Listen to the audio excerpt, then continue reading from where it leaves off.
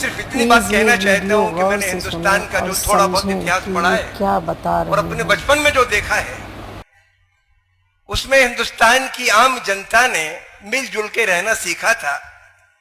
मोहब्बत थी।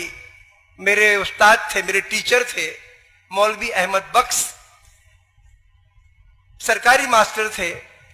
जब मेरी बहन बीमार पड़ी, मैं कक्षा 4 में पढ़ता था और मैं स्कूल गया, तो मैंने कहा, उसकी मेरी बहन को बड़ी चेचक निकल आई थी, आंखें बंद हो गई थी, ऊपर टोपे पे बड़े बड़े फोले थे, जीप पर थे, पानी कई दिन से पिया नहीं था। मेरे पिताजी ने उसकी नब्ज देखी तो बोले दोपहर तक मर जाएगी।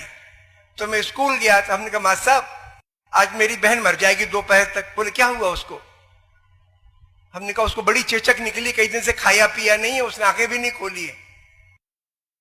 मौलवी साहब ने, अकेले मास्टर थे स्कूल में, 70 बच्चे थे, 5 कक्षाएं थी, 5वीं कक्षा के बच्चों से कह गए कि छोटे बच्चों को इमला और सवाल दे दो, कराओ, मैं अभी आता हूं।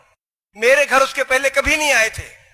उस दिन एक लोटे में पानी लिया, रास्ते में नीम का एक पेड़ था, उसके कुछ पत्ते तोड़े, घर आए। मैं अपनी माँ को बाई कहता था, तो उन्हें दरवाजे पे आवाज लगाई बाई, तो मेरी माँ गई और उनके पांव छुए। हमारे यहाँ रिवाज है, टीचर के को उस्ताद गुरु मानते। मेरी माँ ने उनके पांव छुए और रो पड़ी। बोली आज माँ साहब मेरी माँ बेटी मर रही है। बोली कहाँ है बेटी? उन्होंने कहा वो पड़ी है। वो गए तो कुरान शरीफ में कुछ आयत हैं, दुआ की आयतें हैं, उन्होंने दुआ की और मेरी बेटी के वो पत्ते का पानी थोड़ा उसके चेहरे पे छिड़क दिया। उसने थोड़ी सी आंखें हल्की सी मिलकाई और वो चले आए। दोपहर की नमाज पढ़ी, फिर आए और फिर उन्होंने दुआ मांगी और फिर थोड़ा सा पानी छिड़का। तो मेरी बहन के ने थोड़ा सा मुंह खोल दिया, तो मेरी माँ से बोले कि भाई इसके मुंह में थोड़ा पानी डाल दो। आते रहे 2-3 दिन, वो मेरी बहन ठीक हो गया, जिंदा है। ये हमारे हिंदुस्तान की तहजीब है। भूल जाओ राजाओं ने क्या किया, गुंडों ने क्या किया, लुटेरों ने क्या किया। हिंदुस्तान का आवाम तो ये है।